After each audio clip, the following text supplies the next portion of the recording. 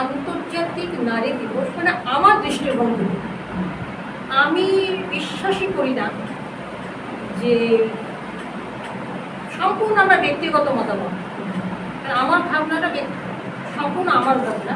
আমি এটা মনেই করি না যে নারী পুরুষের একটা ভেদাভেদ থাকতে পারে। আমি সবাইকে বলি যে তুমি দেখো নারী পুরুষ, আমি দেখি শুধুই মানুষ। আমি কখনো বলি না নারী শক্তির জয়, আমি বলি মানব শক্তির জয়। কারণ একটা পাখি যেমন একটা ডানা দিয়ে উঠতে পারে না, তার দুটো ডানার দরকার। সমাজ কিন্তু নারী পুরুষ নিয়ে তৈরি। মানে আমি যখন দেখো আজকে যখন স্ত্রীর পত্র পড়েছি, তবে মৃণালের দুঃখ যন্ত্রণা তো রবি ঠাকুর লিখেছেন, তিনি তো পুরুষ। আজকে বিন্দু মৃণালের যে দুঃখ যন্ত্রণা সে কে লিখেছে? সে রবি ঠাকুর লিখেছে। আজকে মধুসূদন দত্ত তার যে বীরাঙ্গনা পত্রকাব্য, এটা হয়তো মনে হয় বাংলা সাহিত্যের প্রথম মুক্তিকামী পত্রকাব্য। সেখানেও তো এই 11টা নারীর যন্ত্রণা, তাদের প্রেম, ভালোবাসা, অবৈধ প্রেম, তাকে স্বীকৃতি দেওয়া, সবটাই তো মধুসূদন দত্তই করেছে। তিনিও তো পুরুষ।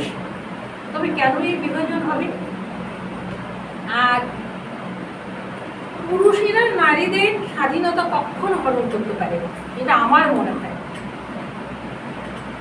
অনেক আগে আমি যখন কলকাতা ইউনিভার্সিটির ছেলেমেয়েদের পড়াতাম বাংলা, একটা প্রবন্ধ পড়িয়েছিলাম স্ত্রী জাতির অবনতির কারণ, বেগম রোকেয়া। খুব অদ্ভুত মানে মানুষ ছিলেন তিনি কিন্তু কখনো স্ত্রী জাতির অবনতির জন্য পুরুষদের কিন্তু দায়ী করেননি। তিনি বলেছেন স্ত্রী জাতির অবনতির জন্য স্ত্রীরাই দায়ী, কারণ তারা দাসী থাকতে ভালোবাসে, তাই তারা দাসী রয়ে গেছে। বলছে তারা তো কখনো তো পুরুষের তো শুধু তারা সহধর্মিণী হয়ে থাকতে চায়, তারা সহচরী হতে চায় না, সহকর্মিণী হতে চায় না, তাই তারা সহকর্মিণী হয়ে রয়ে যায়। তবে নারীরা যদি স্বশিক্ষায় শিক্ষিত হয়ে নিজেদের অস্তিত্বের জানান দেয়, তবে কিন্তু কোনো পুরুষে কিন্তু তাদের চলার পথে বাধা হয়ে দাঁড়াতে পারে না। আমি নিজেও বিশ্বাস করি, আমার জীবনের চলার পথ দিয়েও আমি বিশ্বাস করি। আর সবচেয়ে বড় কথা, এই পৃথিবীতে বিবেকানন্দের উপর তো বড় পুরুষ নেই, তিনি পুরুষের থেকেও পুরুষোত্তম।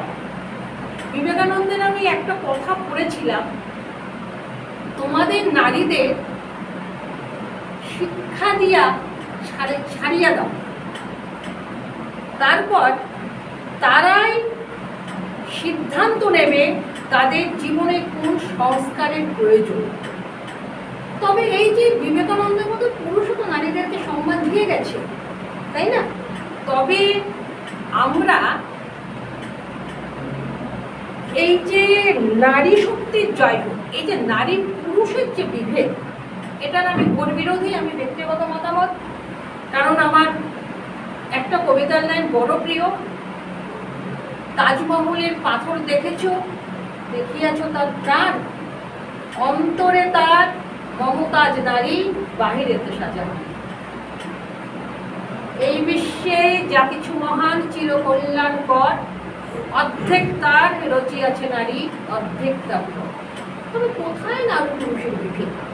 আর পার্টিকুলার যদি আমি নারীদের কথা বলি, আচ্ছা এই পৃথিবীতে সবচেয়ে মূল্যবান কি? ভালোবাসা। তবে সেই সম্পদে তো মেয়েরা রাজার রাজা। মেয়েদের মতো ভালোবাসা কি কেউ বাঁচতে পারে? একটা মেয়ে ভালোবাসা না পেয়েও কিন্তু প্রতিদিন না পাওয়া ভালোবাসাকেও মনের মাধুরী দিয়ে রাঙায়, সেটা কোনো পুরুষ পারে না। তবে এই ধন থাকতে নারীরা কেন ভাবে যে আমাদের কিছু নেই? আমার তো মনে হয় না। আমার তো নিজেকে সত্যি কথা, আমার দিদিটা নেই, আমার অনেক দুঃখ কষ্ট যন্ত্রণা, কিন্তু আমার কিন্তু নিজেকে খুব সম্পদশালী মনে হয়। আমার কখনো কিন্তু নিজেকে অবহেলিত বা অনাদরে থাকা কোনো মানুষ মনে হয়নি। আমার মনে হয়েছে আমি নারী, আমি মহিষী, আমার সুরে সুর বেঁধেছে ওই গগনের শশী। আমি এটা উদাত্ত কণ্ঠে বলি, আমার এতটুকু কোনো হীনমন্যতা নেই। তাই আবার বলি, যে কজন পুরুষ আছে আমি তাদের ভীষণ বন্ধু, কারণ পুরুষের কান্নাটা কিন্তু কেউ